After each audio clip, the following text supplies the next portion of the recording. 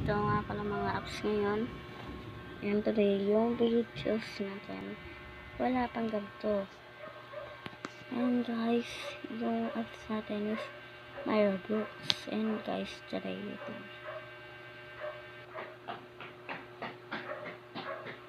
So, nagkaroon na lang.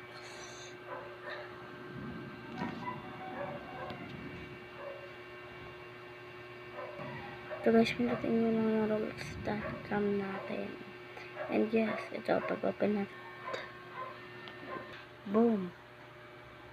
Today, magpipili na lang ako kung ano yung gusto laruin. So, ganito nga pala mga items ko dito. This is my item. For new lang sa accessories ko. Kamusta lang sa mga accessories ko dyan. Ayan yung mga accessories. So, dyan, ayan, ganyan lang siya kadami. And guys, scroll down nga. Oh, meron na akong ganito, diba? And this my Roblox, ubos na. Ang dami kasi yan.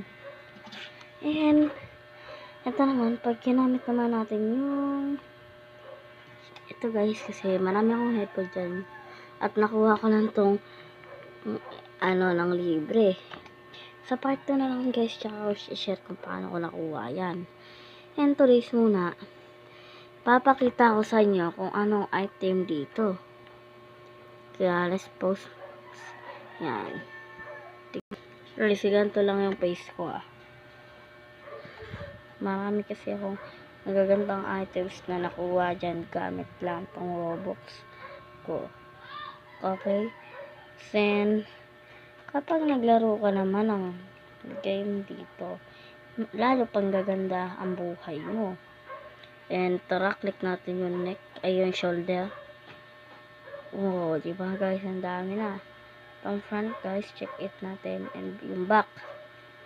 Ito lang yung mga back ko. Peke. Pero ang gaganda naman niya siguro. Mag-subscribe kayo at mag-like dito. And guys, magpe-play nga muna tayo na Murder Mystery. And pagkatapos nyo i-play, ay maglalaro na nga pala ako mag-play din.